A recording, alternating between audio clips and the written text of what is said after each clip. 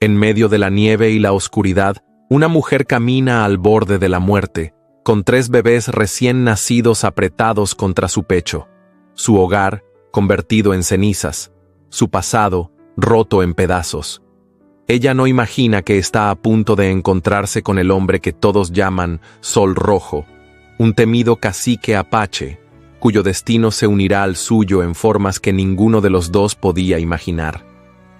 ¿Qué secretos se revelarán bajo la tormenta? ¿Hasta dónde llegará una mujer para proteger lo que más ama, cuando el deber y el deseo se convierten en enemigos irreconciliables? Dime desde dónde escuchas esta historia y cuéntame, ¿crees que el amor verdadero puede vencer todas las barreras? Nuevo México, Estados Unidos, invierno de 1861. El viento soplaba con furia desde el norte, arrastrando consigo el olor a humo, sangre y madera calcinada. La hacienda de los Arriaga, levantada entre el polvo rojo del llano y los matorrales endurecidos por el sol, ardía como una antorcha entre la penumbra. Las tejas estallaban una a una, el establo se derrumbaba con estruendo, y los gritos de los pocos sirvientes que no habían huido se mezclaban con las voces brutales de los soldados confederados, ebrios de pólvora y saqueo. Sofía, envuelta en el camisón que apenas cubría su cuerpo agotado por el parto reciente, sostenía contra su pecho a sus 3 hijos, Jacinto, Mateo y María del Pilar. Apenas tenían unos días de nacidos. Sus rostros, diminutos y enrojecidos por el frío, temblaban de hambre bajo las mantas apresuradas que ella misma había rasgado de una cortina. Su vientre aún dolía, su piel ardía con fiebre, pero no había tiempo para pensar en el dolor, solo en correr. Corrió descalza, tropezando sobre las piedras filosas del camino de tierra, con los pulmones heridos por el humo. Un disparo silbó cerca de su oído. No miró atrás. No podía mirar. Si lo hacía, quizás no tendría fuerzas para seguir adelante. La voz de su esposo muerto, don León Arriaga, retumbaba aún en su memoria. Una voz dura, ausente, que jamás la habría protegido.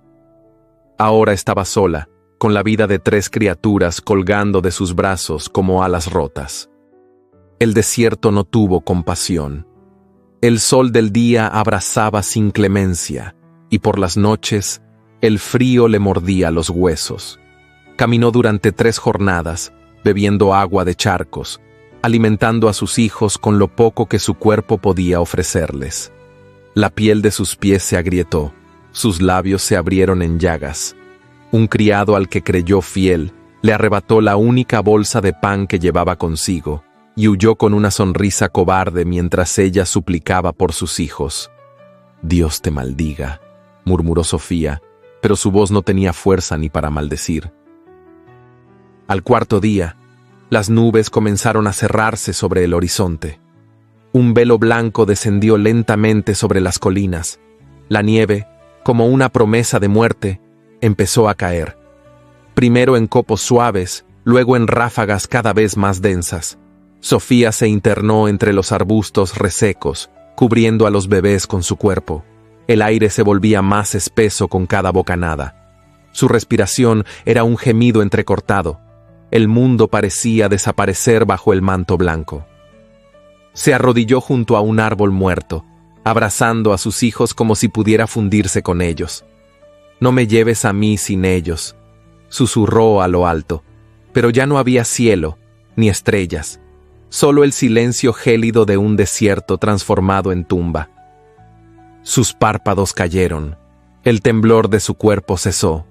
Los trillizos, envueltos en los pliegues del rebozo, lloraban débilmente, como si también comprendieran que el fin se acercaba.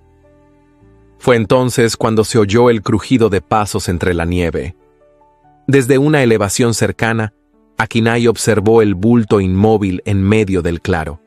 Llevaba el rostro cubierto por un manto de piel de venado, y una capa gruesa le protegía los hombros del hielo. Sus ojos, oscuros como la piedra volcánica, no expresaban sorpresa ni piedad, solo cautela. Se aproximó con la cautela del cazador. Al apartar la manta congelada, encontró el rostro de la mujer. joven, pálido, cubierto de escarcha. Los labios azules, las pestañas húmedas. La sangre manchaba la orilla del vestido. Bajo ella, 3 criaturas temblaban con debilidad, sus manos diminutas cerrándose en puños contra el frío. Akinai retrocedió un paso. Un estremecimiento invisible recorrió su espalda. Una imagen le golpeó la memoria con la fuerza de una lanza. Su esposa, moribunda bajo una hoguera encendida por soldados hispanos. Su hija, recién nacida, con el cuello ladeado en un cesto. Aquello no era una visión, era un espejo cruel que regresaba del pasado. Podía dar media vuelta, podía dejarlos morir. Su pueblo jamás le reprocharía haber elegido la indiferencia. Pero los ojos de uno de los bebés se abrieron, y lo miraron, no con miedo ni con rencor, solo con la inocencia de quien aún no conoce el mundo. Akinai desenvainó su cuchillo, rasgó parte de su manto, envolvió a los niños con precisión, luego alzó a la mujer en sus brazos. Estaba tan liviana que parecía hecha de ceniza.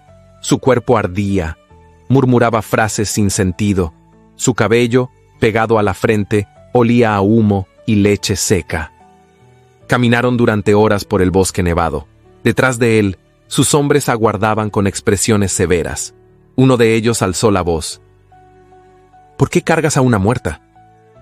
Akinai no respondió. Siguió caminando. La cicatriz roja que cruzaba su frente se marcaba aún más bajo la nevada, como una herida viva, como una promesa de guerra. Esa noche, en medio del hielo y el rechazo, una mujer ajena fue llevada al corazón de un pueblo que no la quería. Y sin saberlo, en los brazos del hombre más temido de esas tierras, su destino comenzaba a reescribirse. El murmullo del viento se colaba entre las costuras de cuero de la tienda, arrastrando consigo el aroma penetrante del humo de encino. Al despertar, Sofía no supo si aún estaba viva. Sentía el cuerpo pesado, como si no le perteneciera, y los ojos ardían al intentar abrirse. Una luz rojiza, temblorosa, parpadeaba cerca de su rostro, proyectando sombras largas en los muros de piel curtida. No recordaba cómo había llegado allí. Intentó incorporarse, pero un dolor agudo en el costado la obligó a recostarse de nuevo.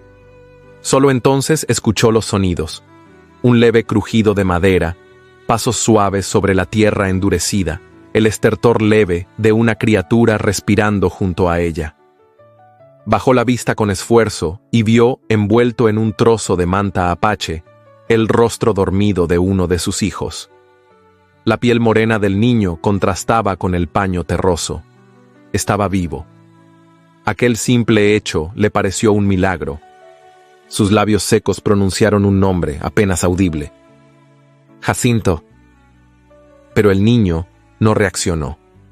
Tampoco Mateo ni Pilar, a quienes divisó un poco más allá, envueltos con torpeza, acostados sobre pieles tibias.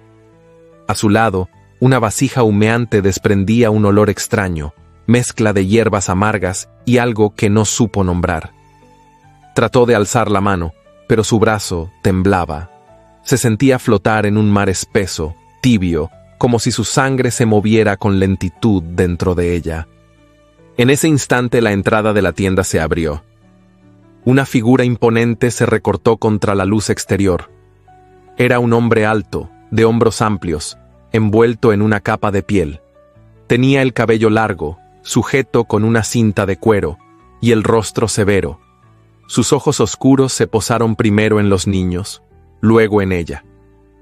Aquel hombre no emitió palabra alguna. Se limitó a asentir hacia el interior. Tras él, otra persona entró. Una mujer anciana, de rostro arrugado como corteza seca, con el cabello blanco trenzado y adornado con conchas. La anciana se acercó con paso firme. Tomó la vasija, la agitó con una cuchara de hueso y sopló sobre la superficie. Luego, sin decir una palabra, colocó la infusión frente a Sofía e hizo un gesto para que bebiera. Ella quiso hablar, pero su lengua era un nudo. «¿Dónde estoy?», susurró. La anciana no respondió. Solo señaló la infusión. Sofía entendió. Llevó la taza a sus labios con dificultad. El sabor era amargo, penetrante, casi insoportable, pero la calidez descendió por su garganta como un consuelo, y sintió por primera vez en días que el cuerpo dejaba de resistirse al mundo. Cuando la anciana salió, el hombre la siguió. Antes de desaparecer, se volvió un instante. En sus ojos había algo más que severidad. Había interrogación, desconfianza y una sombra que Sofía aún no sabía nombrar. Durante los días siguientes, el mundo se convirtió en un ciclo de luz difusa, susurros en lengua desconocida, pasos que iban y venían fuera de la tienda. Sofía apenas comprendía lo que ocurría a su alrededor. Una mujer joven, siempre en silencio, traía un cuenco con gachas por las mañanas. Otra, de rostro hosco, cambiaba las mantas de los niños. Nadie le hablaba, nadie la miraba directamente. Las pocas veces que intentó levantarse, la curandera la obligó a volver a acostarse. Le aplicaba paños húmedos sobre la frente, le daba de beber infusiones y mascaba raíces antes de colocar el jugo en su boca. Era un cuidado sin ternura, sin palabras, pero constante. Poco a poco, Sofía recuperó algo de fuerza. Aprendió que la anciana se llamaba Ulisha, que el hombre que la había traído se llamaba Akinai, que los demás no la querían allí. Un mediodía, escuchó voces alzadas fuera de la tienda. Eran hombres. Discutían en apache. No entendía el contenido, pero sí el tono. Estaban furiosos. Uno de ellos mencionó su nombre, pronunciado con acento torpe, Sofía A. Y algo dentro de ella se heló. Ulisha, que molía hierbas junto al fuego, no alzó la vista, pero sus manos se tensaron. Esa noche, Akinai entró a la tienda con pasos firmes. Sofía lo miró sin saber si debía agradecer, temer o callar. Él se agachó junto a los niños, los observó en silencio. Uno de ellos, Mateo, dormía agitado, con fiebre. Su respiración era corta, entrecortada. «Está ardiendo», dijo Sofía, señalando al niño con desesperación. «Necesita ayuda. No sé qué hacer». Akinai la miró fijamente. Su rostro no mostró emoción, pero sus ojos se estrecharon apenas. Se levantó sin decir nada. Salió de la tienda. Pasaron horas. La fiebre de Mateo empeoraba. Ulisha hizo lo que pudo, pero el niño no respondía. Sofía lloró en silencio, temiendo perder a uno de sus hijos sin poder siquiera nombrar lo que le aquejaba. Se abrazó a los tres, murmurando oraciones viejas que aprendió de niña, rezos sin fuerza que apenas rozaban sus labios partidos. Al amanecer, Akinai regresó. Tenía el cabello húmedo de escarcha y las botas cubiertas de lodo. En sus manos traía una bolsa de piel atada con cordones. Sin mediar palabra, la entregó a Ulisha. La anciana la abrió con urgencia. Dentro había raíces frescas, un puñado de hojas verdes y un polvo rojizo. Ingredientes raros, difíciles de encontrar en esa estación. Sofía lo comprendió en ese momento. Había salido en plena noche, solo, a buscar aquello que su pueblo no le daría. Lo había hecho por un niño que no era suyo, por un hijo de una mujer extranjera. Su pecho se llenó de algo que no supo explicar. No era gratitud, era otra cosa, más honda, más peligrosa. Durante los días siguientes, Mateo mejoró. La fiebre cedió. El color volvió a sus mejillas. Los otros niños reían entre las mantas, haciendo sonidos suaves. Sofía comenzó a moverse con más seguridad, ayudando a Ulisha con el fuego, lavando la ropa de sus hijos con agua helada. Observaba con atención cada gesto, cada palabra, tratando de entender. El campamento era pequeño, pero vivo. Hombres de rostros pintados, mujeres de trenzas largas, ancianos sentados junto al fuego, niños corriendo descalzos. Todos la miraban con recelo. Nadie la saludaba, pero tampoco la expulsaban, por ahora. Una tarde, escuchó una conversación entre dos guerreros jóvenes. Uno de ellos señalaba hacia su tienda. Aunque hablaban en apache, comprendió lo esencial. Mencionaban a los texanos, armas, intercambio. Uno de ellos esbozó una sonrisa, el otro asintió. El miedo le subió por la garganta como un veneno. Al caer la noche, Akinai la encontró de pie fuera de la tienda, con el rebozo cubriéndole los hombros, los niños dormidos dentro. Ella lo miró, con los ojos grandes, llenos de lágrimas que no caían. «No deje que me lleven», susurró. «Por favor, se lo ruego». Él no respondió, pero tampoco se apartó. La observó largo rato, como si buscara dentro de ella algo que aún no entendía.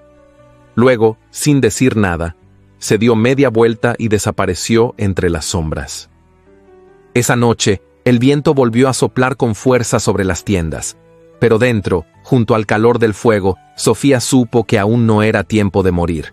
Aunque la tierra a sus pies fuera enemiga, aunque los rostros que la rodeaban no la quisieran allí, había una sola cosa que no podían arrebatarle: la voluntad de proteger a sus hijos, aunque tuviera que hacerlo sola, aunque el precio fuera su propia alma. Las primeras nieves se habían derretido, y el aire comenzaba a cargarse con el perfume de las plantas dormidas bajo la tierra. El campamento recobraba su movimiento habitual, aunque la tensión aún se percibía, sutil, como un hilo tenso que no se ve, pero quema. Sofía lo sentía en la forma en que algunas mujeres bajaban la mirada al cruzarse con ella, o en los murmullos que se silenciaban justo cuando pasaba. Nadie la tocaba, nadie la insultaba, pero el desprecio flotaba como el humo de las fogatas, invisible, pero presente, pero... Sofía, sin embargo, había aprendido a moverse en silencio. Cada mañana salía con el rebozo apretado al cuerpo, los niños sujetos en sus brazos, y se acercaba al arroyo para lavar las telas manchadas. Sus dedos, aún sensibles por el frío, frotaban las prendas con una dignidad serena. No se quejaba, no lloraba. Mientras las demás trabajaban juntas, ella lo hacía sola, y aún así, cada movimiento suyo era firme, preciso. Había en su postura una fuerza que no pedía permiso, pero tampoco desafiaba. Desde lejos, Akinai la observaba. No era intención suya seguirla con la mirada. Simplemente sucedía. Sus ojos la buscaban entre los árboles, entre los cuerpos de las tiendas, entre los murmullos del consejo. La veía inclinarse para recoger leña, amamantar a los niños junto al fuego, coser los dobladillos de su única falda con un hilo improvisado. No había altivez en ella, pero sí una entereza que le recordaba a los álamos, altos, delgados, siempre erguidos, aunque el viento los azotara con furia. No hablaban, apenas se cruzaban algunas veces, y cuando lo hacían bastaba un gesto leve, un asentimiento casi imperceptible. No necesitaban palabras. Entre ambos comenzaba a nacer algo que no tenía nombre, algo que se deslizaba bajo la piel como un murmullo antiguo. Una tarde, mientras Sofía colgaba las mantas en una cuerda improvisada entre dos ramas, escuchó un relincho seco. Volteó y lo vio. Akinai acariciaba el lomo de su caballo, un animal robusto de pelaje oscuro, con una mancha blanca sobre el pecho. La bestia resoplaba mientras él revisaba sus patas, murmurando algo en voz baja, con una dulzura que contrastaba con su rostro tallado en piedra. Sofía lo miró sin darse cuenta. Él levantó la vista, sus ojos se encontraron. Ella bajó los suyos de inmediato, el corazón latiéndole con fuerza en el pecho. Pero no se movió, y él tampoco. Fue entonces cuando una sombra descendió sobre el campamento. Taguira regresó con el viento del oeste. Llegó a caballo, vestida con una túnica de guerra adornada con plumas negras y cuentas talladas a mano. Era alta, de rostro anguloso y mirada fiera. Sus pasos eran seguros, y su presencia imposible de ignorar. No hizo falta que hablara. Bastó su entrada para que todos comprendieran que algo había cambiado. Taguira era hija de uno de los jefes más antiguos del clan, y había sido, durante años, la compañera elegida para Akinai. Nadie lo había dicho con palabras, pero era un hecho aceptado por todos. su desaparición repentina durante una cacería, tiempo atrás, dejó un hueco difícil de llenar. Ahora volvía sin avisar, con la frente alta y el orgullo intacto. Cuando sus ojos se posaron sobre Sofía, no hubo sorpresa. Solo un frío reconocimiento, como si ya hubiese oído todo lo necesario. Se acercó a Akiné sin dudar. Hablaron aparte, en voz baja. Luego se dirigió al consejo tribal, y aquella misma noche pidió, con palabras duras y tono firme, que la mujer blanca fuera expulsada del campamento. Sofía no entendió las palabras exactas, pero el silencio posterior le bastó. Nadie la miraba, nadie la defendía. Solo Akiné permanecía de pie, con los brazos cruzados y la mirada fija en las llamas. La tensión creció durante los días siguientes.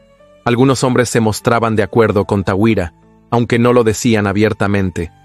Las mujeres, divididas entre la lealtad y la prudencia, evitaban a Sofía más que nunca.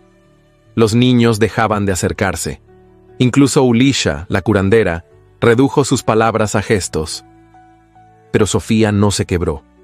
Cada vez que salía a recoger agua, lo hacía con la cabeza erguida. Cada vez que uno de sus hijos lloraba, lo consolaba con canciones antiguas, aprendidas en su infancia. Cada vez que sentía que el mundo la rechazaba, se aferraba al calor de esos pequeños cuerpos que había traído al mundo, recordándose que aún estaba viva, que aún tenía algo que proteger. Una mañana, mientras recogía ramas secas en las afueras del bosque, escuchó pasos detrás de ella. No se volvió. Sabía quién era. El aroma de las hojas secas se mezcló con el perfume intenso de las plantas que Tawira usaba para trenzar su cabello. La mujer se detuvo a pocos pasos, y su voz, cuando habló, fue como una daga envuelta en seda. Ninguna mujer blanca será aceptada como igual. Sofía tragó saliva. No respondió. No importa cuántas veces mires con humildad, ni cuántas mantas laves como si fueras una de nosotras. No lo eres. Nunca lo serás. No busco ser aceptada, murmuró Sofía sin volverse. Solo quiero que mis hijos vivan. Tawira se acercó un paso más. La brisa agitó su túnica. El sol descendía lentamente entre las ramas, tiñendo el aire de tonos cobrizos. No es solo por ti, es por él, dijo con dureza. Akiné no ve con claridad cuando estás cerca, lo distraes, lo debilitas, y eso nos pone en peligro a todos. Sofía apretó los labios. Apretó también los puños, conteniendo algo que se agitaba en su pecho como un río furioso. No iba a permitir que la hirieran con palabras, pero tampoco iba a entregar su dignidad a cambio de silencio. Si lo distraigo es asunto de él, no mío, respondió con voz firme. Tawira la miró por largo rato, luego giró sobre sus talones y se alejó, dejando tras de sí una estela de resentimiento y amenaza. Esa noche, mientras alimentaba a sus hijos junto al fuego, Sofía no pudo evitar alzar la vista. Akiné estaba cerca, hablando con un anciano. Cuando sintió su mirada, volvió lentamente el rostro hacia ella. Fue solo un instante, un cruce de miradas fugaz. Pero en ese breve encuentro, Sofía sintió algo que nunca había sentido antes, que no estaba sola. Aquel hombre, tan lejano y callado, había cruzado una línea invisible al caminar hacia ella en medio de la nieve, y aunque no lo supiera, aunque no lo admitiera aún, cada paso que daba desde entonces estaba marcado por el eco de esa decisión. Los murmullos crecían a su alrededor como hierba salvaje, pero bajo su piel algo nuevo también florecía, y esa noche, al arropar a sus hijos y cerrar los ojos, Sofía comprendió que había entrado en una guerra silenciosa, una guerra sin armas, una guerra de miradas, de susurros, de corazones que latían más fuerte de lo que se atrevían a decir. La noche había caído sobre el campamento con una espesura densa, como si el cielo hubiera decidido guardar sus estrellas en silencio.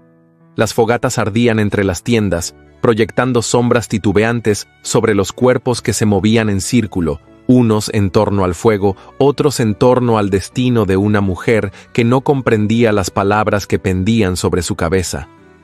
Sofía permanecía sentada junto a Ulisha, con el corazón apretado y los ojos fijos en las figuras que discutían al otro lado del claro. No entendía lo que decían, pero sí el tono. Cada frase lanzada por Tahuira era una lanza invisible.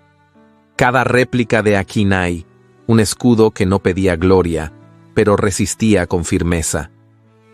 Había aprendido, en el poco tiempo que llevaba allí, a leer los silencios, a escuchar lo que no se decía, las miradas esquivas, los brazos cruzados, los cuchicheos apagados cuando ella pasaba con sus hijos en brazos. Ahora, esos mismos ojos ardían con una mezcla de juicio y desconfianza. Solo Akinai permanecía de pie, firme, sin apartar la vista de quienes lo rodeaban. Sofía no sabía qué había dicho en su defensa. Solo sintió en el murmullo del viento que su permanencia allí pendía de un hilo. Si aquel hilo se cortaba, no habría perdón, no habría hogar, no habría mañana para sus hijos. Cuando la discusión terminó, Ulisha se levantó y la tocó levemente en el hombro. Fue un gesto tan leve como una caricia. La anciana no dijo nada, pero Sofía supo que, por esa noche, seguiría respirando junto a sus pequeños. El consejo se dispersó con lentitud. Algunos hombres se alejaron sin voltear. Tahuira permaneció unos instantes más, observándola desde lejos. Luego giró con la rigidez de quien promete venganza sin palabras. El aire que dejó tras de sí tenía sabor a ceniza. A la mañana siguiente, el campamento despertó con su rutina habitual. La vida no se detenía por el destino de una sola mujer, aunque esa mujer sintiera que el suelo bajo sus pies se había vuelto más frágil. Sofía salió temprano a buscar agua. El cauce del arroyo era delgado, pero suficiente. Se arrodilló y lavó su rostro con manos temblorosas. El frío le caló hasta los huesos, pero la obligó a sentir que aún estaba allí. Aún estaba viva. Durante esa jornada, algo comenzó a cambiar. Pequeños gestos, apenas perceptibles. Una anciana le ofreció un cuenco de maíz sin mirarla a los ojos. Un niño dejó caer su pelota de trapo cerca de ella y no huyó al recogerla. Ulisha, al preparar su mezcla de hierbas, murmuró una palabra en su lengua y la repitió 2 veces, tocándose el pecho. Corazón, supuso Sofía. Tía, quizá. No importaba. La intención era clara: enseñar. Los días siguientes fueron iguales y distintos. Ulisha comenzó a señalar objetos con el dedo, nombrándolos despacio. Luego señalaba el mismo objeto en las manos de Sofía. Una piedra, un cuenco, una manta, una flor seca. Cada palabra nueva se grababa en su mente con la precisión de una oración. Ulisha también le enseñaba canciones de cuna, suaves y rítmicas, que repetía mientras trenzaba su cabello o cosía nuevas mantas para los pequeños. Los sonidos eran difíciles al principio, pero Sofía repetía con empeño aun cuando se equivocaba. Aprender era su única arma. Con el paso de los días, cose mantas junto a las demás, aunque en silencio. Aprendió a reconocer los gestos de desaprobación, pero también los de aceptación discreta. Un asentimiento leve, una mirada que ya no se desviaba con desprecio.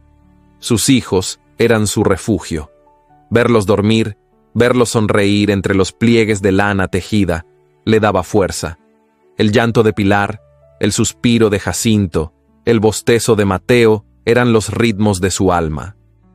Una noche, después de un día especialmente agotador, Sofía regresó sola al claro, donde las ramas secas eran almacenadas para las fogatas. Llevaba consigo una pequeña bolsa de lino que había conservado junto al pecho desde su huida. La abrió con manos temblorosas.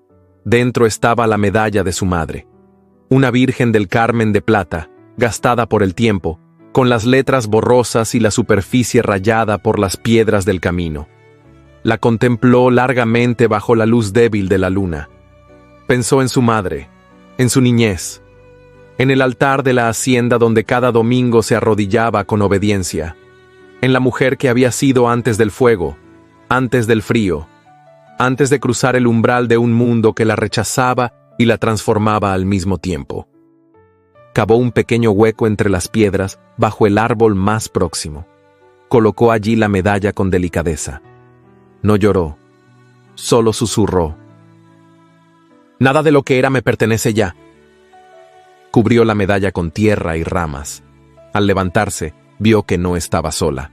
A pocos pasos, Akinai la observaba en silencio. No había ruido en sus pisadas, solo la brisa nocturna y el crujido leve de las hojas. Sofía lo miró con los ojos abiertos, pero sin sobresalto. Él no se acercó. Tampoco preguntó. Solo alzó una mano, lentamente, y sacó de su cinturón un objeto pequeño envuelto en piel. Se lo tendió sin palabras. Ella extendió las manos. Era un cuchillo. No grande, no de guerra, pero bien afilado, con el mango adornado por un pequeño nudo de cuentas oscuras. Sofía lo sostuvo sin comprender. «Para ti», dijo él en español quebrado. Ella frunció el ceño. «¿Por qué?» Akinai bajó la mirada apenas, como si el peso de la respuesta no cupiera en su lengua. Luego levantó los ojos y dijo, en voz baja: «Si alguien toca». No dijo más, no hacía falta. Sofía asintió, cerró los dedos sobre el mango con suavidad. El metal estaba frío, pero en su pecho se encendió algo cálido.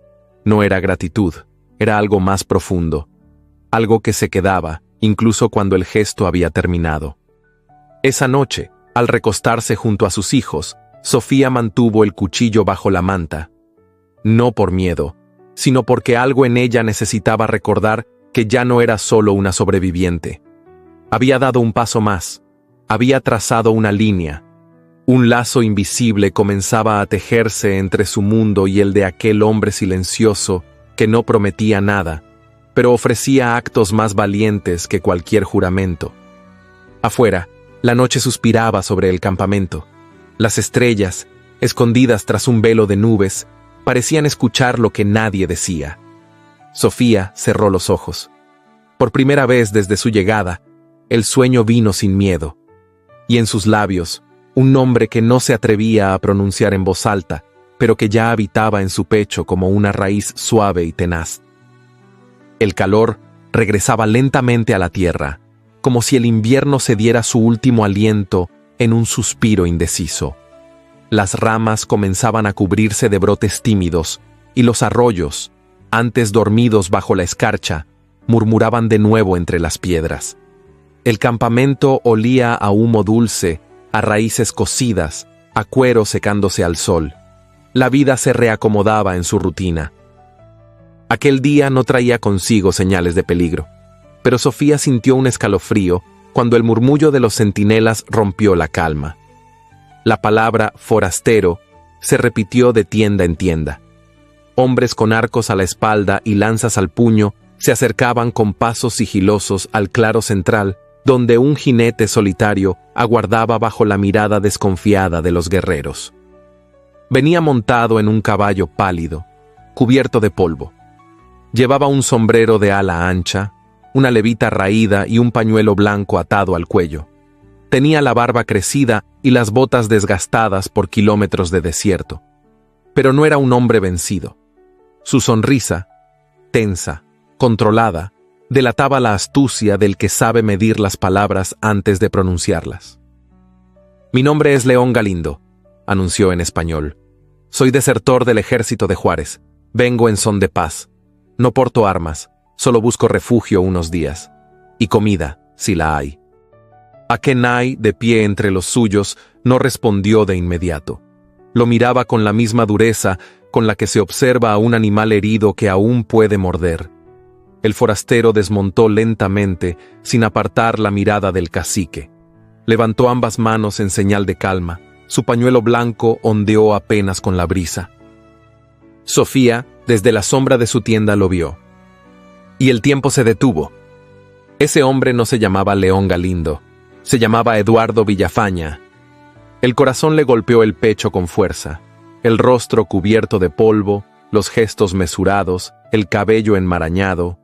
Era él, el mismo que había cortejado a su hermana Clara durante años. el mismo que hablaba con encanto en las tertulias de la hacienda y escribía poemas en papeles perfumados. El mismo que, tras ser rechazado por Clara, había desaparecido de un día para otro, y ahora reaparecía allí, frente a ella, con otro nombre y otro disfraz.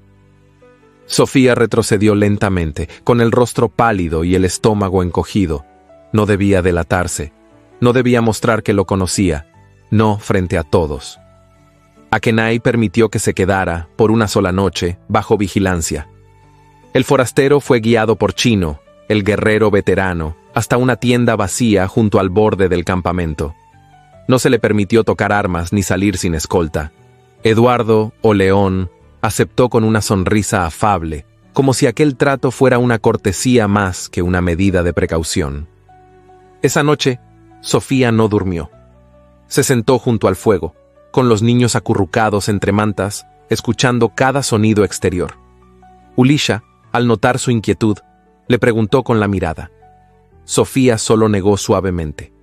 No podía explicarlo. No aún. Al amanecer, Eduardo comenzó a ganarse la simpatía de algunos. Hablaba con soltura, contaba historias de batallas y traiciones, de marchas por el desierto y noches bajo las estrellas. Mencionaba nombres de comandantes, fechas, lugares. A veces tocaba un pequeño cuchillo grabado con símbolos, regalo, decía, de un jefe del norte. Algunos lo escuchaban con escepticismo, otros con curiosidad. Fue al tercer día cuando se cruzó con Sofía a solas. Ella llevaba a Pilar en brazos, cantándole una de las canciones que Ulisha le había enseñado cuando lo vio de pie frente al abrevadero. Al girarse, sus ojos se encontraron. Eduardo se quitó el sombrero con una lentitud calculada. Sonrió. Sofía se detuvo, petrificada. «Qué pequeña es la tierra», dijo en voz baja acercándose un paso. «Jamás habría imaginado encontrarte aquí tan cambiada». «No me llames», murmuró ella sin levantar la vista. «No te preocupes», respondió él. «No diré tu nombre, todavía no». Ella lo miró entonces, con una mezcla de temor y rabia contenida. «¿Qué quieres?» «Depende de ti», dijo él, inclinando la cabeza. «He visto muchas cosas, y he aprendido que, en tiempos de guerra, la información vale más que el oro. Algunos pagarían muy bien por saber que la hija menor de los Arriaga no murió en la masacre, sino que vive aquí, entre apaches, criando mestizos». Sofía sintió que el mundo se estrechaba a su alrededor. «Son mis hijos, no permitiré». «¿No permitirás qué?», la interrumpió con voz suave. «¿Que los vendan? ¿Que los separen de ti? Tú no puedes protegerlos, Sofía. Este lugar es frágil. Y tú, más aún». Ella lo miró con furia, pero no dijo nada. «Si cooperas, me callo. Si no, ya veremos», concluyó, y se alejó como si nada hubiera pasado. Sofía regresó a su tienda con las piernas entumecidas. Apretó a sus hijos contra el pecho. El miedo no era nuevo, pero sí más nítido, más real. Akinai la observó desde lejos. Había notado algo en su mirada desde la llegada del forastero. Un temblor apenas visible. Una distancia repentina. Esa misma noche se acercó a su tienda cuando la luna ya colgaba sobre las montañas. Ella lo vio llegar. No encendió la lámpara. El fuego del exterior bastaba para delinear su figura. Él se sentó a pocos pasos, en silencio. La miró largamente, como si esperara que hablara. Pero Sofía guardó silencio. «Ese hombre no dice la verdad», afirmó Akinai con voz baja. Ella bajó la mirada. No podía mentirle, pero tampoco podía arriesgar a sus hijos. «Lo sé», susurró al fin, «pero no puedo decir más, no aún». Akinai asintió, no preguntó. Solo se levantó y se alejó con pasos lentos. Esa noche, Eduardo escribió con tinta rudimentaria en un pequeño cuaderno de cuero. Lo hacía a escondidas, bajo la manta, con una pluma que había guardado entre su ropa.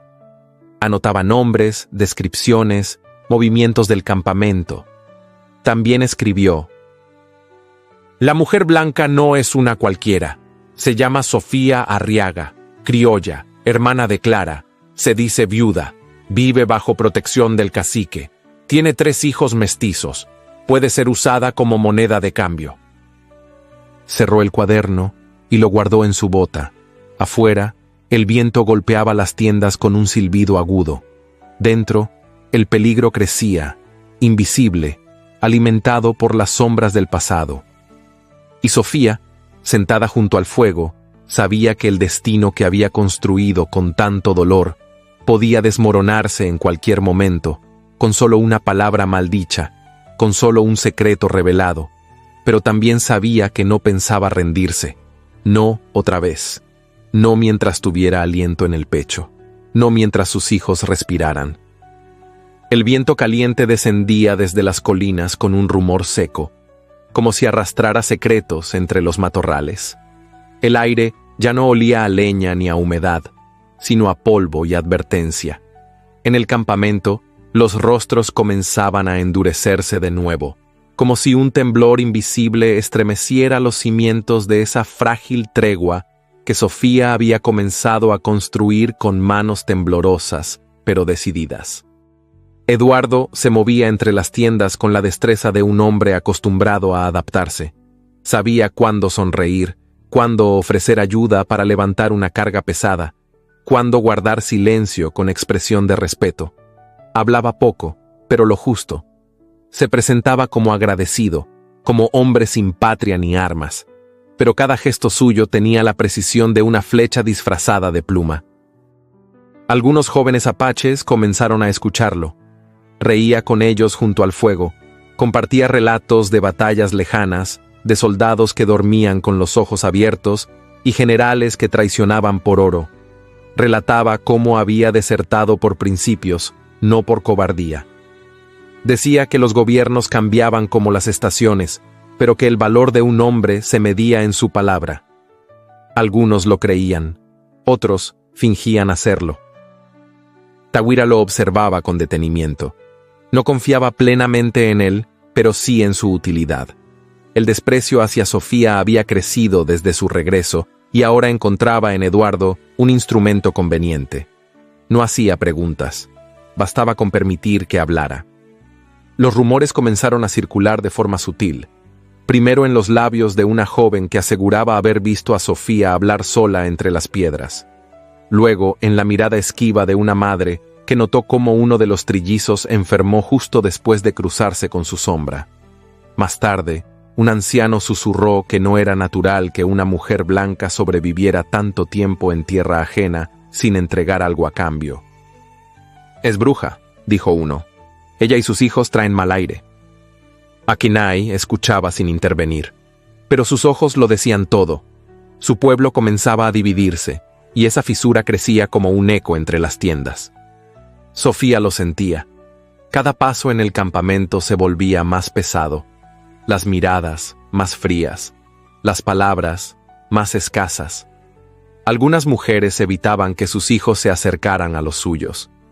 La comida llegaba tarde o en porciones menores. Incluso Ulisha, que siempre había sido firme pero constante, se mostró más silenciosa, como si protegiera algo que no podía nombrar. Pero no se rindió. Nunca lo hizo. Una madrugada, el hijo de una de las tejedoras más respetadas del clan comenzó a convulsionar. Su madre, desesperada, gritaba pidiendo ayuda. Los hombres dormían. Nadie acudía. Fue Sofía quien corrió a la tienda.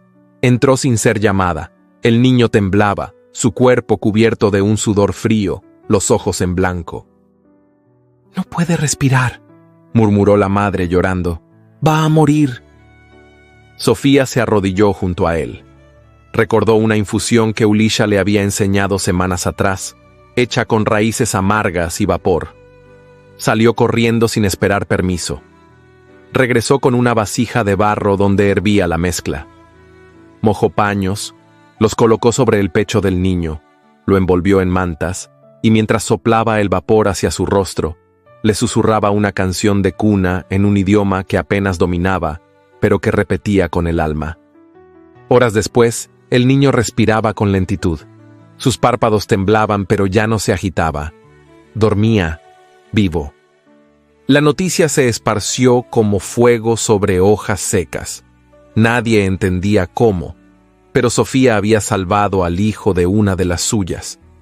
La tejedora no pronunció palabras de gratitud, pero esa misma noche colocó una pequeña pulsera de hilo junto a la entrada de la tienda donde Sofía dormía. Era un gesto, un símbolo, un comienzo. Al día siguiente, una anciana se le acercó con cautela. «Hermana», le dijo, tocándole el brazo con delicadeza. Sofía no supo qué responder, pero las lágrimas que le ardían en los ojos decían más que cualquier palabra. Akinai fue testigo de todo. Desde la distancia, observaba a la mujer que, tiempo atrás, llegó deshecha en sus brazos, ahora caminar con una dignidad que incomodaba a muchos. Había algo en ella que no podía definirse. No era solo fortaleza. Era belleza sin pretensión, valentía sin arrogancia, una mujer marcada por el dolor, pero no vencida por él. La miraba cada vez con menos distancia, su presencia lo inquietaba, pero no por debilidad, como había dicho Tawira, sino por la certeza de que esa mujer podía trastocar sus convicciones sin decir una sola palabra. Esa noche Sofía no logró dormir. El aire estaba enrarecido. Sentía que algo se gestaba en la sombra. Tomó a los niños y los cubrió con más mantas. Salió con cuidado de la tienda sin hacer ruido. Caminó entre las fogatas apagadas. Las brasas brillaban aún bajo la ceniza. Fue entonces cuando lo vio. Eduardo, recostado contra un tronco, escribía en un cuaderno pequeño, de cuero negro. Su rostro estaba iluminado por la luz temblorosa de una llama diminuta. Movía la mano con rapidez, como si cada línea fuera urgente. De vez en cuando miraba hacia los alrededores.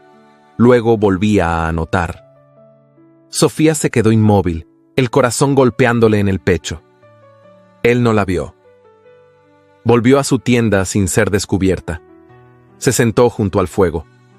Cerró los ojos y supo que aquel hombre no había venido a buscar refugio. Había venido a destruir. La calma que tanto había costado construir pendía de un hilo, y ella era el nudo, la cuerda y el peso. El cielo comenzaba a teñirse de un azul más claro cuando Akinai se detuvo frente a la tienda donde Sofía dormía.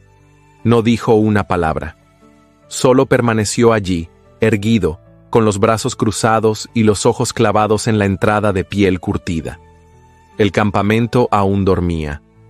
Las primeras brasas revivían bajo las cenizas y los pájaros apenas se atrevían a romper el silencio. Todo parecía suspendido en ese instante incierto entre la noche y el día.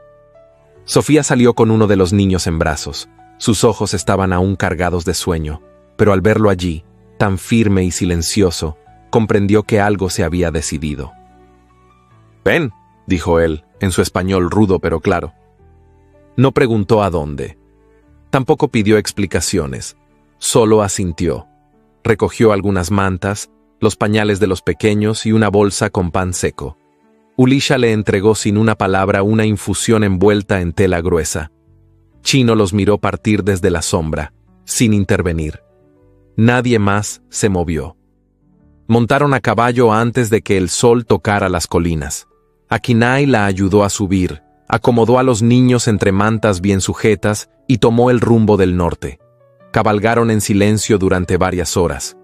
El aire aún era fresco, pero el cielo anunciaba que pronto el calor se apoderaría de la jornada. El paisaje cambió poco a poco. De las planicies cubiertas de arbustos pasaron a cañones estrechos, a caminos bordeados por encinos y rocas grises. A medida que avanzaban, los sonidos del mundo parecían alejarse. Ya no se oía el rumor de las tiendas, ni el trote de otros caballos, ni el murmullo de conversaciones lejanas.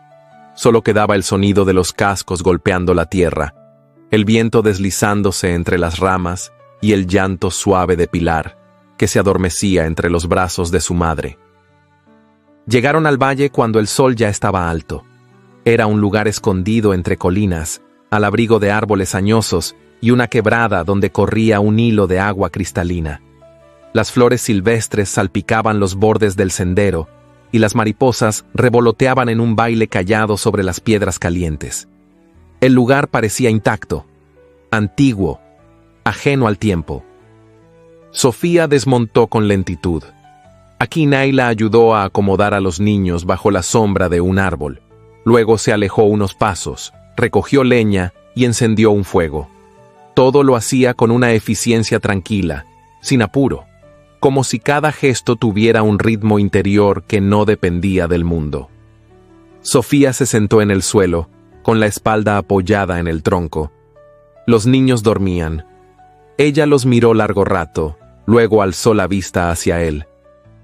«¿Por qué me trajiste aquí?», preguntó con voz queda. Akinai no respondió de inmediato. Caminó hacia la quebrada, recogió agua en una vasija de barro y regresó. Se sentó frente a ella, cruzando las piernas con solemnidad. Solo entonces habló. «Este lugar era nuestro». Sofía frunció levemente el ceño. «¿Nuestro?». «De ella y mío», aclaró bajando la mirada. «De Sihú». El nombre quedó suspendido en el aire. Su voz no tembló, pero sus ojos sí se oscurecieron, como si una sombra los envolviera desde dentro. «Era mi esposa. La primera», continuó. «Vivíamos en las tierras altas. Ella era risa, era canto. Cantaba con los halcones cuando volaban sobre el valle». Sofía no se atrevía a moverse. El tono de su voz era bajo, grave, como un tambor que resonara en las entrañas de la tierra. Un día llegaron los soldados, hispanos. Dijeron que necesitaban tierras, agua, paso. Dijeron que querían hablar. Entraron con banderas blancas y salieron con fuego. Sihú murió en mis brazos. Nuestra hija aún no había abierto los ojos. También se la llevaron. El silencio que siguió fue largo, más que cualquier palabra. Un ave cruzó el cielo, y su sombra pasó por sobre los dos sin que ninguno alzara la vista. «Desde entonces me llaman Sol Rojo», dijo con amargura. «Por la sangre, por la cicatriz. Pero ese no es mi nombre». Sofía lo miró sin pestañear. «¿Y cómo te llamas?». Akinai bajó los ojos, como si el acto de decir su verdadero nombre implicara romper un voto que había guardado por años. «Naiche», susurró, «el que escucha el viento». Ella repitió el nombre en su mente, como quien guarda una joya secreta entre los pliegues del alma. «Naiche», dijo en voz baja, probando su sonido. Él levantó la vista. Sus miradas se encontraron. Por primera vez, sin barreras, sin lenguas distintas, sin el peso del deber, solo ellos. Dos almas heridas, dos sobrevivientes. El fuego entre ellos crujía despacio, como un corazón que late con esfuerzo. Sofía se acercó apenas, no con intención de consolar, sino de comprender. Se sentó frente a él, a una distancia íntima pero prudente. El sol comenzaba a descender detrás de las colinas. El viento se colaba entre las ramas, y con él llegaba un canto lejano. Un halcón surcaba el cielo. Ella lo señaló con la mano temblorosa. «¿Crees que ella aún canta con ellos?». Naiche asintió con suavidad. «Sí, cuando el viento trae ese sonido, es ella». Sofía sintió que los ojos se le humedecían, no por pena, sino por la belleza dolorosa de ese recuerdo, por la manera en que él hablaba de un amor perdido con la dignidad de quien no lo ha enterrado, sino transformado. Las lágrimas corrieron sin permiso. Ella no intentó detenerlas. Naiche extendió la mano. No tocó su rostro. No la abrazó. Solo rozó la orilla de su manta, un gesto apenas visible, pero que la hizo temblar. Sofía cerró los ojos. El roce de aquella mano bastó para encenderle la piel, no con deseo carnal, sino con una ternura contenida que dolía más que cualquier caricia. La noche cayó sobre ellos como un manto espeso. Los niños dormían, envueltos en su calor. El fuego iluminaba sus rostros con sombras suaves. Naiche la miró. Sofía le sostuvo la mirada. No sabían quién se inclinó primero, solo que sus labios se encontraron con lentitud. Fue un beso sin prisa, sin urgencia. Un encuentro callado entre dos cuerpos marcados por la pérdida. No se aferraron, no se devoraron. Fue un roce húmedo, tembloroso, como si ambos se temieran y se necesitaran al mismo tiempo. Se separaron con lentitud, no hablaron. El silencio fue su refugio. Naiche desvió la vista. Sofía lo imitó. Ambos sabían que lo que había nacido entre ellos era más poderoso que la carne, pero también más peligroso. Esa noche durmieron cerca, pero no juntos. El fuego se consumió lentamente, y entre el crujido de las ramas, el murmullo del agua y el canto lejano del halcón, quedó flotando algo que no se podía nombrar. Un lazo invisible, un nombre revelado, una herida compartida. Y una promesa que ninguno se atrevía a pronunciar, pero que, desde ese momento, vivía en la sangre de ambos. El regreso al campamento fue silencioso. El aire de la tarde traía consigo un olor distinto, una mezcla de humo, ceniza y maleza húmeda. La estación había cambiado sin aviso. La primavera, aunque tibia, no traía consuelo. Aquel valle escondido que había servido como refugio ahora parecía lejano, casi irreal, como un sueño demasiado breve que la vida se empeñaba en borrar con rapidez. Akinai y Sofía cruzaron la última colina al caer el sol. Desde lo alto, pudieron ver las tiendas aún en pie, pero había algo en la disposición del campamento que no encajaba. Faltaba movimiento, faltaba música. La vida que solía brotar entre los senderos parecía haber sido suplantada por una tensión contenida, por un murmullo de hojas que no pertenecía al viento. Chino los recibió sin palabras. La expresión de su rostro bastaba. «Se fue», dijo, mirando a Akinai con gravedad. Al amanecer, tomó un caballo sin permiso. Iba hacia el sur. Akinai frunció el ceño. Sofía no necesitaba que dijeran el nombre. Su estómago se contrajo como si le hubieran apretado el corazón con un puño invisible. ¿Llevaba algo más?, preguntó el cacique. Nada que viéramos. Pero lo vieron hablar con 3 hombres en el barranco. Uniformes tejanos, añadió Chino, bajando la voz. Sofía sintió que el mundo se le cerraba. Su respiración se volvió corta, desacompasada.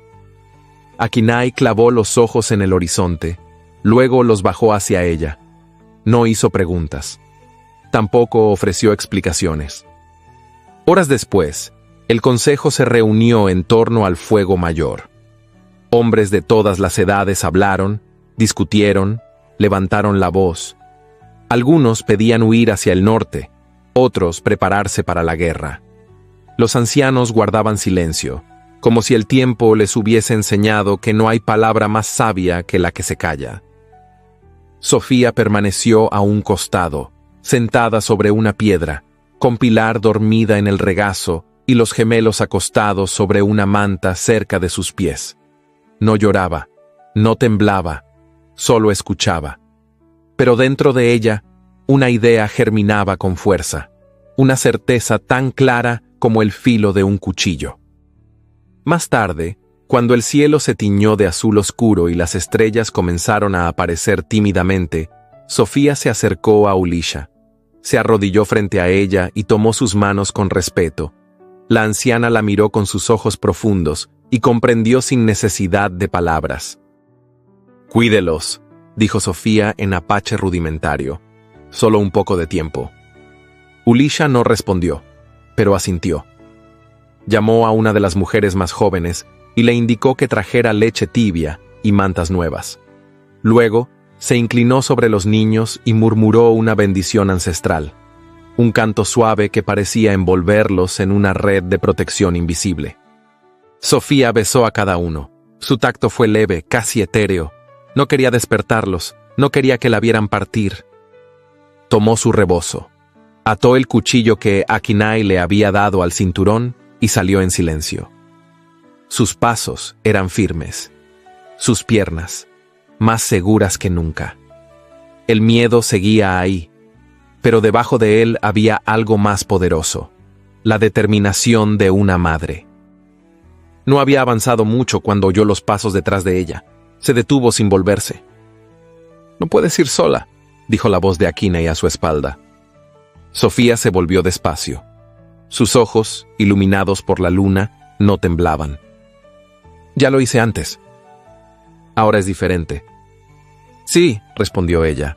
Ahora sé lo que tengo que hacer. Akinai se acercó un paso más. Su rostro estaba tenso, contenido. El viento agitaba su capa y su silueta parecía fundirse con la oscuridad del monte. No entiendes lo que él puede causar, dijo con dureza. Sí lo entiendo, más que tú. Si no lo detengo, todo esto, todo lo que logramos, se va a derrumbar. No debes arriesgarte, replicó él con voz baja. Fue entonces cuando Sofía dio un paso hacia él. Sus ojos ardían. «No soy una carga, soy madre», gritó, y su voz rompió la calma de la noche como una piedra lanzada al agua. «Tú puedes tener armas, hombres y estrategias. Yo tengo otra cosa. Yo sé cómo se mueve, yo sé cómo piensa, y sobre todo, yo sé lo que está en juego». Akinai no dijo nada. Su mirada era fuego contenido. El pecho se le alzaba con una respiración densa, como si las palabras de ella hubieran hecho trizas algo que él creía inmutable. «No vengo a pedir permiso», añadió Sofía más baja, más firme. «Vengo a hacer lo que nadie más puede». Se giró sin esperar respuesta. A cada paso, el suelo crujía bajo sus pies. La noche se cerraba a su alrededor, pero ella caminaba como si llevara luz dentro de sí. A sus espaldas, Naiche se quedó inmóvil. Había conocido la guerra, la traición, la pérdida, pero jamás había sentido lo que ahora ardía en su pecho, una mezcla de respeto y temor, porque esa mujer, que había llegado a su mundo cubierta de escarcha y silencio, ahora caminaba hacia la tormenta con una dignidad que no podía detenerse. El invierno había pasado, pero su sombra aún se cernía sobre ellos, y no perdonaría a quien se atreviera a mirar hacia otro lado. Mientras Sofía se perdía entre los árboles, el viento soplaba con fuerza, como un presagio. Y aunque el campamento permanecía en calma, algo, en lo más profundo de la tierra, comenzaba a crujir. El amanecer se asomaba tímido entre las nubes bajas que cubrían las sierras. El cielo tenía un tono ceniciento y el aire anunciaba nieve. Aunque ya era primavera, en esas tierras altas el invierno parecía resistirse a morir. La escarcha volvía a cubrir los bordes de las piedras y el viento, frío y seco, mordía la piel sin clemencia. Sofía avanzaba con paso firme, aunque cada músculo de su cuerpo suplicaba descanso. La fatiga era un eco constante en su espalda, pero no la detenía. Seguía las huellas apenas marcadas en la tierra húmeda, los rastros de un caballo que se internaba por senderos poco transitados. Sabía leerlos. Había aprendido observando a Akinai, recordando los movimientos de los exploradores, los signos silenciosos que hablaban más que las palabras. Apretó el rebozo sobre el pecho. Llevaba el cuchillo bien atado a la cintura, oculto entre los pliegues de la falda. En su pecho, la determinación crecía con cada paso. No era rabia lo que la impulsaba. Era algo más denso, una urgencia hecha de amor y temor, de orgullo y promesa. Si Eduardo había entregado la ubicación del valle, si su traición estaba ya en marcha, aún quedaba una oportunidad de detenerlo antes de que destruyera lo que tanto había costado construir. Cruzó una ladera pedregosa y llegó a una planicie donde el viento soplaba con mayor fuerza. Allí, en medio de la niebla, divisó una hendidura entre las rocas, una cueva oculta por arbustos y musgo seco. Algo en su interior parecía respirar, una quietud tensa, contenida. Sofía se acercó sin hacer ruido, apartó las ramas y entró. La cueva olía a humo apagado y a cuero húmedo. Al fondo, un resplandor débil indicaba que había fuego, y junto a él, Eduardo. Estaba sentado, con la espalda apoyada en la pared, escribiendo en su cuaderno. El mismo cuaderno que ella había visto tantas noches oculto entre las sombras. Llevaba el sombrero en el suelo y un abrigo grueso de color pardo. Al oír los pasos, alzó la vista. Su expresión no fue de sorpresa, sino de algo más turbio. Satisfacción. Sabía que vendrías, dijo con calma. Sofía se detuvo a unos pasos, sin bajar la mirada. No tienes escapatoria, Eduardo. Devuélveme lo que robaste. Él rió, una risa seca, sin alegría. ¿Crees que se trata de robar? Esto es supervivencia, Sofía. Aquí nadie regala nada, ni tú, ni ese salvaje que te protege. No hables de él, replicó ella con frialdad. Habla de ti. Entregaste la ubicación del valle. Estás firmando la sentencia de muerte de todos. Eduardo se incorporó con lentitud. Su rostro, envejecido por la traición, tenía líneas nuevas de amargura. A cada paso que daba, Sofía se mantenía firme, aunque por dentro una punzada de miedo le recorría la espina. Tú siempre tan valiente, dijo con tono burlón. Pero dime, ¿qué crees que pasará cuando lleguen los soldados? ¿Crees que los tuyos te salvarán? ¿Crees que esos niños podrán esconderse? No lo harán, porque tú les enseñaste a confiar. Ella apretó los labios, dio un paso atrás, en defensa. No voy a permitir que toques a nadie más, ni a mis hijos ni a mi gente. Eduardo la miró, y algo oscuro cruzó por sus ojos. Fue entonces cuando su máscara cayó, se abalanzó sobre ella con rapidez. Sofía se defendió con las uñas, con el cuerpo, con el instinto de quien ha cruzado el infierno y no piensa caer sin pelea. Rodaron por el suelo helado. Eduardo intentó sujetarla por las muñecas, pero Sofía le mordió el brazo. Forcejearon entre piedras y ramas secas. En un movimiento violento, él tomó una piedra suelta y la golpeó en el costado. El dolor fue inmediato, agudo, como si algo dentro de ella se rompiera. Cayó de lado, con la vista nublada. La sangre le subía al pecho con un ritmo irregular. La cueva giraba. Eduardo se acercó con la piedra aún en la mano, pero no llegó a dar el segundo golpe. Un sonido seco llenó el espacio, un zumbido agudo, como un silbido que cortaba el aire. Y luego el silencio. Sofía parpadeó. Eduardo estaba de pie, pero inmóvil. La piedra cayó de su mano. Lentamente, se llevó los dedos al pecho. Allí, en el centro, se dibujaba una mancha roja. Se tambaleó, cayó de rodillas, y luego de lado. A las puertas de la cueva, Akinai lo observaba con el arco aún tenso. Su rostro era piedra, su mirada, sombra. Entró con pasos firmes, dejando que la nieve que caía se deshiciera en su cabello y su capa. Se arrodilló junto a Sofía. La tomó entre los brazos con la delicadeza de quien sostiene lo más frágil. Ella apenas podía hablar.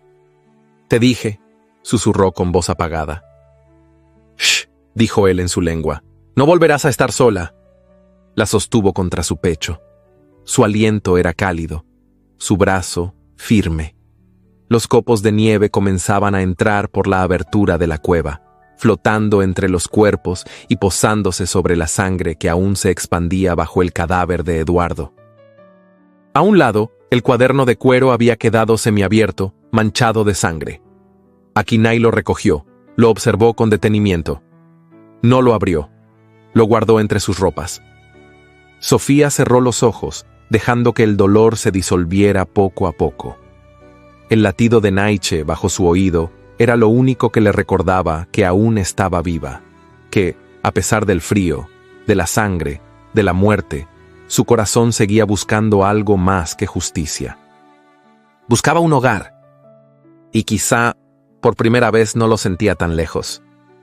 El humo aún flotaba en el horizonte cuando la primera patrulla texana cruzó los límites del campamento. Iban en formación cerrada, caballos bien alimentados, fusiles al hombro, los ojos entrenados para no perder detalle. Pero no encontraron resistencia. No hubo disparos ni gritos, tampoco cuerpos ni señales de lucha, solo huellas difusas, cenizas frescas y un silencio espeso que hablaba de una retirada silenciosa, premeditada, demasiado limpia para ser casual. A cientos de metros, ocultos entre los riscos, Akinai observaba con los ojos entrecerrados. Junto a él, Sofía protegía a los niños del viento helado con el cuerpo. Los pequeños dormían, exhaustos. En el fondo del barranco, otros miembros del clan aguardaban en silencio, con los arcos listos por si el enemigo decidía explorar más allá. No fue necesario. Al no encontrar lo que buscaban, los soldados se dispersaron. Algunos bajaron a caballo por el lado contrario del valle. Otros se internaron en la maleza, dejando tras de sí rastros leves de su presencia. No sabían que eran observados. No sabían que sus pasos habían sido previstos. Akinei dio la orden de marcha. Había que seguir. Aún no era seguro regresar. La decisión estaba tomada. Llevaría a los suyos, y sobre todo a ella, a tierras más altas, donde las montañas rozaban las nubes y los días eran fríos incluso en verano. Allí vivía un pequeño grupo de parientes lejanos, hombres y mujeres que se habían apartado del mundo tras la última gran masacre. No eran muchos, pero bastaban.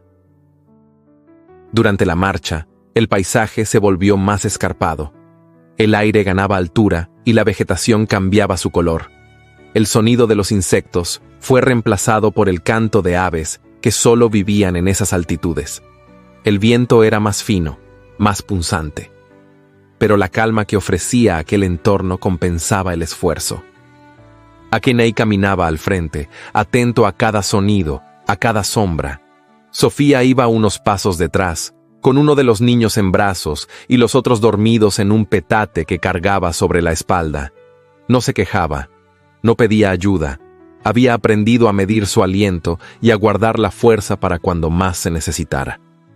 Una tarde, cuando el sol descendía lentamente entre las cumbres y el grupo se detuvo junto a un arroyo para beber y encender fuego, Akinei se sentó a su lado. Por primera vez en días, el silencio no era una obligación, sino una oportunidad. Sofía lo miró de reojo. Estaba cubierto de polvo, la piel curtida por el sol, las trenzas oscuras cayendo sobre sus hombros. En sus ojos no había dureza, solo un cansancio profundo, humano, contenido. «Debiste dejarme», dijo ella de pronto. «Cuando me encontraste, aquel día en la nieve, pude haber muerto. Quizá era lo justo».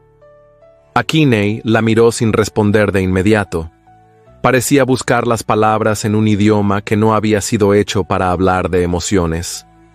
«Morir es fácil», dijo al fin. «Lo difícil es vivir con lo que duele». Sofía bajó la mirada. El sonido del arroyo llenaba los espacios entre sus frases. La luz dorada del atardecer pintaba los bordes de las piedras, haciendo que el mundo pareciera menos cruel, al menos por un momento. «Yo tampoco vivía», confesó ella. «Tenía un esposo, un apellido, una casa, pero no tenía paz, ni amor. Él era un hombre duro. Me tomaba como si yo fuera un objeto más de la hacienda. No importaba si dolía, si sangraba, solo que obedeciera». Akinei apretó las mandíbulas. Su cuerpo no se movió, pero en su mirada se encendió una chispa de furia silenciosa. «Me embaracé de él», continuó ella, con la voz baja, pero firme. «Pensé que tener hijos cambiaría algo, que quizás me miraría distinto, pero fue peor, se volvió más cruel, más violento. Cuando nacieron los niños, ya no me hablaba, solo mandaba». Se detuvo, respiró hondo, luego lo miró con valentía. «No soy débil por haberlo soportado, pero tampoco soy culpable por haber escapado». Akinei se inclinó hacia ella sin tocarla.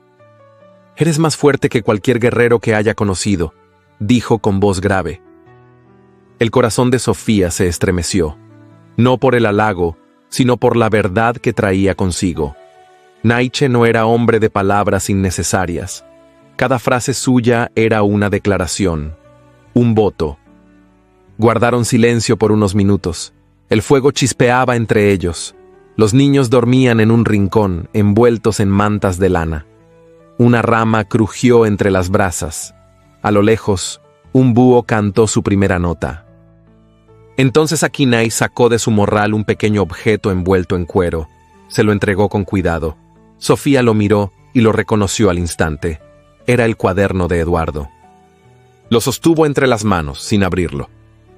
«Aún no puedo», dijo en voz baja. «Cuando estés lista», respondió él. ella lo guardó entre sus cosas, no por miedo, sino porque sabía que abrir esas páginas sería como mirar de frente a un abismo, y aún no tenía la fuerza suficiente para no caer. Esa noche, el campamento improvisado descansó en una hondonada protegida por árboles altos. El cielo estaba limpio, y las estrellas parecían más cercanas que nunca. Sofía despertó una vez, en mitad de la noche, y vio que Naiche no dormía. Estaba de pie, junto al fuego, mirando al horizonte. No se acercó, no hizo ruido. Solo lo observó desde la distancia, y en su pecho, algo le susurró que aquel hombre también llevaba sus propias batallas dentro, que sus silencios hablaban de heridas que no sangraban, pero no dejaban de doler. Cuando volvió a cerrar los ojos, se sintió menos sola. Y por primera vez, desde hacía mucho tiempo, pensó que quizás la vida le ofrecía algo más que sobrevivir. Quizás, apenas quizás, también estaba comenzando a vivir. Las nubes bajas se deshacían en la cima como aliento sobre un vidrio frío. El aire tenía ese olor dulce y seco de las alturas, donde el cielo parece más cercano y el silencio tiene el peso de las generaciones que han caminado esas sendas antes. En lo alto de las montañas, lejos del polvo, del estruendo de los soldados y de los rumores del valle, Sofía y sus hijos encontraban por fin un respiro. Habían pasado muchas lunas desde que llegaron al campamento de los aliados de Akinei, un refugio casi secreto entre riscos irregulares, árboles viejos y un río de aguas heladas que nunca se secaba. Allí, el tiempo parecía moverse de otra manera. Las voces eran pocas, los pasos medidos, las decisiones lentas. La vida era dura, sí, pero silenciosa. No se pedía permiso, tampoco perdón, solo respeto. Los niños, ya más fuertes, caminaban con torpeza entre las piedras. Mateo era el más curioso, siempre tocando insectos o lanzando piedritas al río. Jacinto, en cambio, era más callado, se refugiaba cerca del fuego y observaba. Pilar, la menor, seguía a sus hermanos como una sombra alegre, balbuceando palabras mezcladas entre español y apache. Sus pies descalzos no temían al suelo, y su risa, cuando estallaba, se extendía como una caricia sobre las cumbres. Ese día, al amanecer, el cielo se tiñó de rojo, un rojo profundo, espeso, como si el sol hubiera sangrado sobre las nubes. Los ancianos del clan, reunidos frente al fuego mayor, lo observaron en silencio. Uno de ellos levantó una vara adornada con plumas de águila. Nadie habló, pero todos sabían leer la señal. En esa tierra, el sol rojo no era presagio de muerte, sino de transformación, de algo que debía empezar de nuevo. Akinei, desde la cima, contemplaba el horizonte. No tenía palabras para describir lo que sentía, pero su pecho se ensanchaba con una calma que no conocía desde su juventud. Había algo en ese sol, en esa mujer, en esos niños mestizos que reían sin miedo, que le recordaba que no todo lo perdido estaba destinado a desaparecer. Algunas cosas regresaban en otra forma, en otro tiempo. Bajó hacia la tienda que compartía con Sofía. La vio de espaldas, peinando a Pilar con paciencia. Hablaba en apache, enseñándole los nombres de los animales. La niña repetía cada palabra con torpeza, pero con entusiasmo. Akinei no la interrumpió, solo observó. El tono de voz de Sofía tenía algo diferente. Ya no era duda, era pertenencia. Aquella lengua que meses atrás le era ajena, ahora salía de su boca con naturalidad, como si siempre hubiese estado allí. «Buen día», dijo él, cuando Sofía notó su presencia. «Buen día, Naiche», respondió ella sin dejar de peinar a la niña. Él se sentó cerca, tomó a Jacinto en brazos, lo alzó con facilidad y le dio un apodo en su lengua: Nasha, el que observa desde las sombras. Luego abrazó a Mateo y lo llamó Tonkai, el que provoca risa. A Pilar le decía Sheila, la que trae la luz. Sofía los escuchaba con el corazón apretado. Sabía que aquellos nombres eran más que un juego. Eran la forma en que Naiche los reclamaba como suyos. No con leyes, ni con palabras, con alma. A media mañana, mientras recolectaban agua junto al río, un joven corrió desde el camino de los riscos. Sus ropas estaban cubiertas de polvo y sus pies descalzos. Anunció la llegada de una forastera. El campamento se alteró. Los guerreros se reunieron. Akinai dio la orden de observar, no atacar. Sofía, con los niños a salvo junto a Ulisha, caminó hasta el límite del sendero. Allí la vio. Tawira. Venía a pie, apoyada en un bastón de madera. Su ropa estaba desgarrada, el rostro cubierto de tierra. Tenía un corte profundo en la pierna derecha, y su caminar era torpe, descompensado, pero su mirada seguía altiva, como si aún se negara a caer del todo. Cuando llegó frente a Akinai, no dijo su nombre, no exigió, no acusó, solo se inclinó ligeramente y murmuró: «Pido refugio». Akinai no respondió, solo asintió y se apartó. Tawira tambaleó y fue Sofía quien corrió a sostenerla antes de que cayera. La condujo a una tienda vacía. Le limpió la herida sin preguntar nada. Le ofreció agua. Le cambió las vendas. Tawira no habló. Su silencio ya no era arrogante. Era otra cosa. Humildad que dolía. Durante días, Sofía la atendió con cuidado. No buscaba agradar, ni redimirse. Lo hacía porque era necesario, porque comprendía el dolor, porque sabía que hasta los orgullosos sangran. Una noche, mientras la luna brillaba alta sobre el campamento, Tawira habló por fin. «Él me dijo que me esperaría, que me llevaría con él», susurró, sin mirar a Sofía. «Que juntos tendríamos nuestra propia tierra, que me enseñaría a mandar, a ser fuerte en el mundo de los blancos». Sofía no respondió. Sabía a quién se refería. Pero me dejó. Cuando llegaron los soldados, me empujó al barranco y huyó. Ni siquiera miró atrás. La voz de Tawira se quebró por primera vez. «Tú le creíste», continuó. «Yo también, pero tú supiste cuándo dejar de hacerlo. Yo no». Sofía le tomó la mano sin apretarla. «No fue debilidad», dijo con suavidad. «Fue dolor. Y a veces, cuando una sangra mucho tiempo por dentro, se aferra a cualquier cosa para no morir». Tawira cerró los ojos. Las lágrimas rodaron sin hacer ruido. No pidieron permiso. No necesitaron testigos. Días después, cuando ya caminaba con más firmeza, Tawira salió a recibir el sol. Akinai la vio desde lejos. No se acercó, pero en sus ojos no había rencor, solo una melancolía serena, la que se siente por lo que alguna vez pudo ser y no fue. Esa noche, frente al fuego, Sofía se sentó junto a él. No hablaron de Tawira, no hablaron de nada, solo se miraron. Y en el crujido de las llamas, en el roce de sus hombros bajo las mantas, se dijeron todo lo que aún no sabían cómo pronunciar. El sol, al día siguiente, volvió a teñirse de rojo, esta vez sin presagio, solo como testigo del dolor y de la vida nueva que nacía entre sus cenizas. Los días en la cima se habían vuelto más largos. El viento ya no bajaba con cuchillas de hielo, pero aún soplaba con ese tono grave que parecía advertir que la paz era siempre una tregua.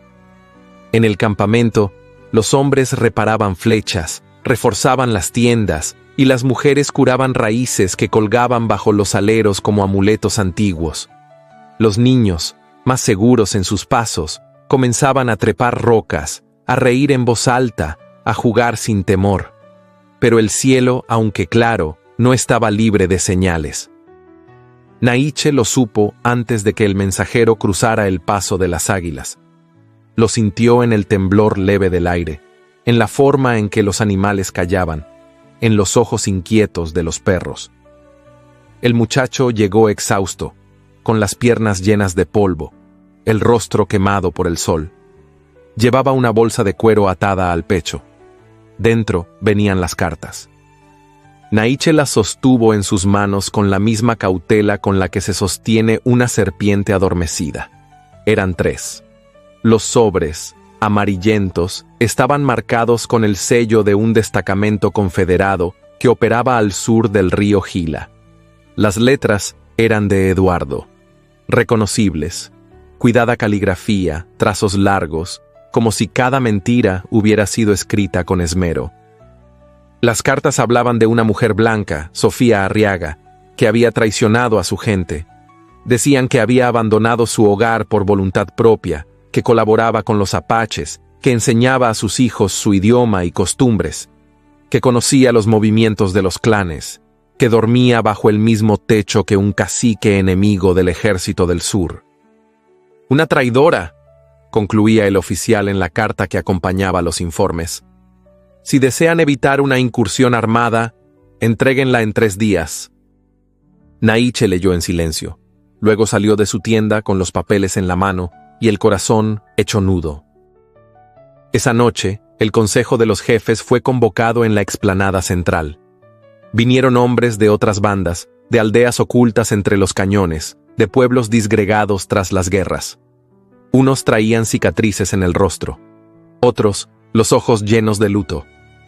Todos sabían que una decisión tomada en ese círculo cambiaría el destino de más de uno. Sofía aguardaba a un lado, de pie, sin pronunciar palabra. Sabía lo que decían las cartas. Sabía que los ojos que la miraban ahora eran distintos, más fríos, más duros. La señalaban no con la voz, pero con la distancia. Incluso las mujeres, antes cercanas, la saludaban con un gesto breve, inseguro. Naiche tomó la palabra cuando el fuego ardía en su punto más alto. Habló en su lengua, con firmeza. Explicó lo que había en los documentos, lo que implicaban las acusaciones. Y luego calló. Uno a uno, los jefes fueron opinando. Algunos sugerían entregar a la mujer y marcharse. Otros, que se prepararan para la guerra. Unos pocos, los más viejos, dudaban en voz baja, como si el eco del pasado aún les soplara advertencias en el oído. Sofía dio un paso adelante. La voz no le temblaba. «No quiero ser la causa de más muerte», dijo, en su apache aprendido con esfuerzo. «Si entregarme evita la guerra, lo haré». El silencio fue absoluto. Ulisha bajó la cabeza. Tawira cerró los ojos. Los niños dormían, ajenos a todo. Naiche dio un paso hacia ella. Su sombra se proyectó sobre la tierra como una promesa. La miró con intensidad. No había enojo en sus ojos, ni pena, solo una verdad que necesitaba ser dicha. «No eres moneda», declaró. «No eres objeto de entrega. Eres parte del fuego. Eres de los vivos». Nadie replicó. Algunos bajaron la mirada. Otros asintieron sin hablar. Esa misma noche, en una tienda alejada del círculo, Naiche convocó a los líderes más cercanos. Desplegó sobre el suelo un mapa rudimentario tallado en piel. Mostró rutas, pasos ocultos, barrancos que podían usarse como trampas. Trazó una estrategia para resistir sin pelear, para desorientar, para dividir. Si el enemigo quería guerra, no sería en campo abierto. Sería en la niebla, entre rocas, donde no podrían avanzar. Sofía no estaba presente, pero lo sentía. Desde su tienda podía oír el murmullo de las decisiones. Preparó una infusión con manos firmes, cambió los pañales de sus hijos y encendió una vela frente a la entrada. No como rito, como vigilia. Horas después, cuando el fuego del consejo se extinguió, Naiche la encontró sentada, el cabello suelto, las rodillas cubiertas por una manta tejida por Ulisha. No habló de la reunión. No mencionó la estrategia. Solo se acercó y se sentó frente a ella. «Tengo miedo», dijo Sofía con voz baja. «Yo también», confesó él. El silencio entre ellos era denso, cargado de todo lo no dicho, de todo lo contenido. El viento soplaba leve, levantando la tela de la tienda con un susurro. Naiche tomó su mano. No con impulso, no con deseo, con certeza. Sus dedos la envolvieron como quien abraza algo frágil y valioso. «Quédate», dijo en voz baja. «No como prisionera, como esposa». Sofía lo miró. No parpadeó. Sus ojos se llenaron de una humedad contenida, pero no lloró. «¿Sabes lo que eso significa?», preguntó ella. Naiche asintió.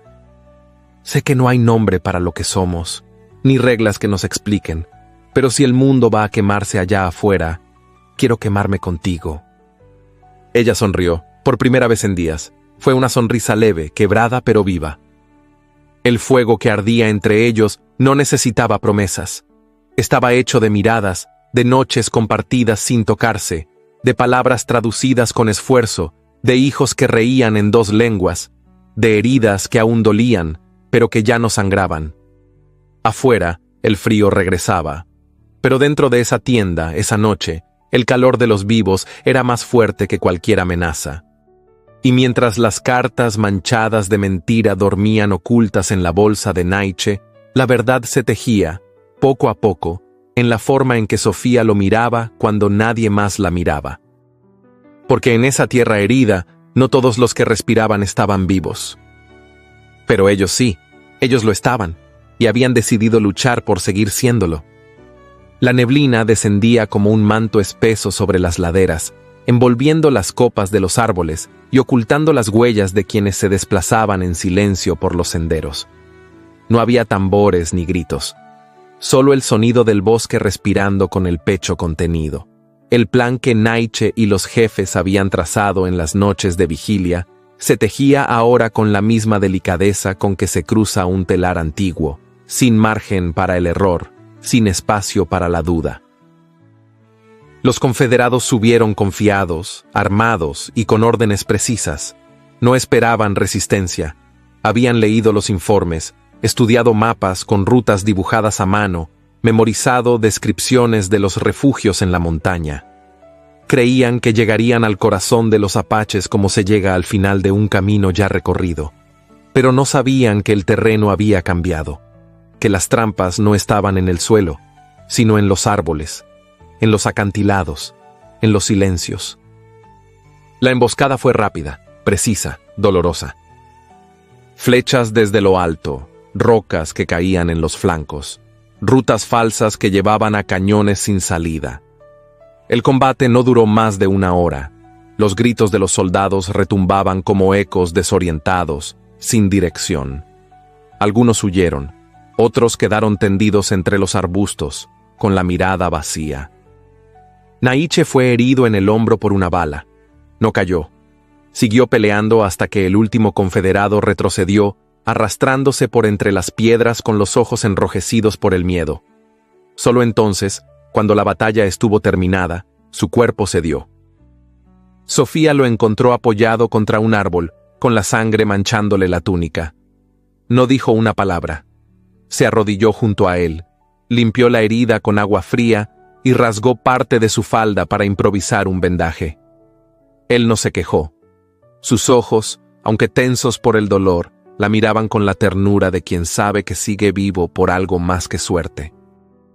«Ya pasó», murmuró ella con voz serena. «Ya estás aquí». Durante los días siguientes, Sofía no se separó de su lado.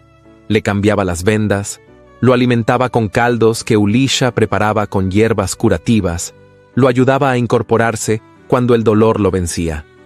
En sus gestos no había obligación, sino un amor silencioso, contenido, como el agua que brota sin hacer ruido pero no deja de correr.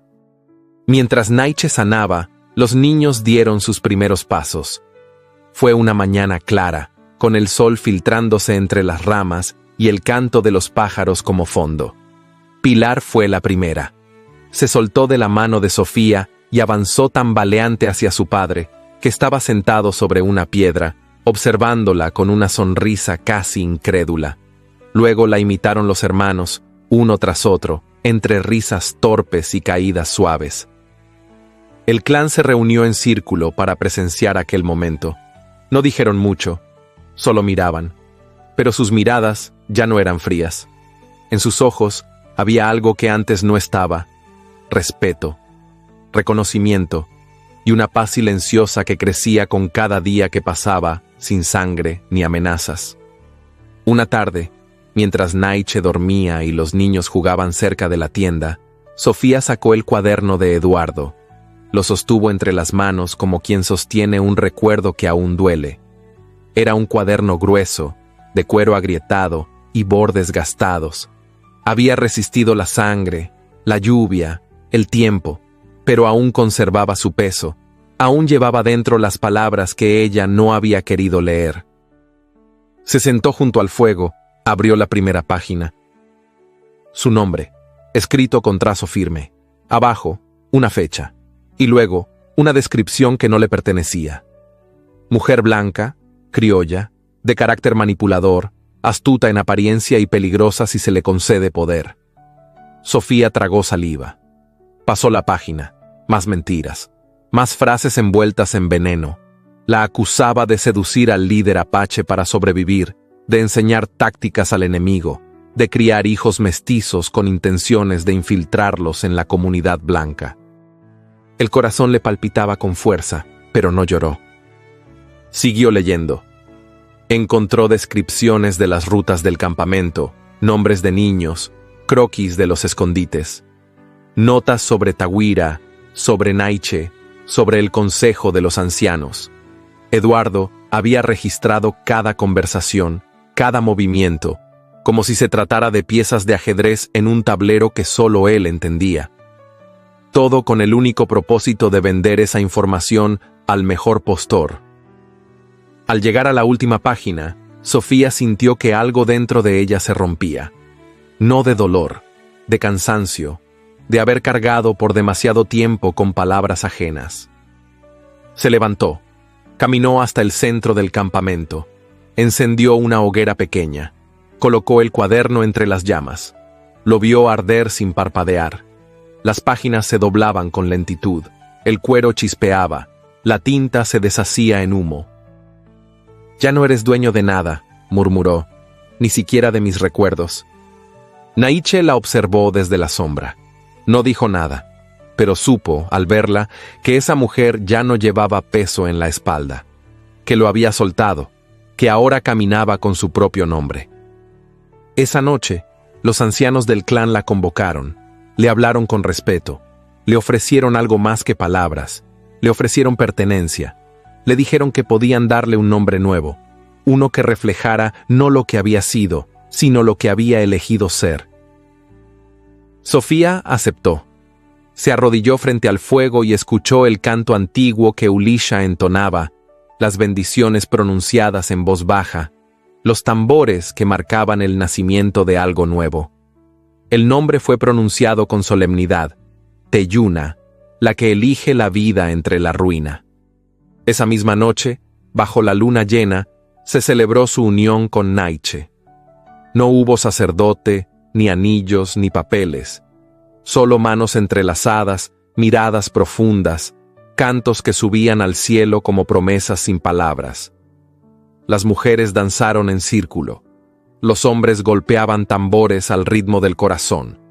Los niños reían entre los árboles. Y en medio de todos, Sofía y Naiche se tomaban de las manos como si el mundo por fin se hubiese detenido para permitirles empezar. No hicieron juramentos, no prometieron eternidades, solo se miraron.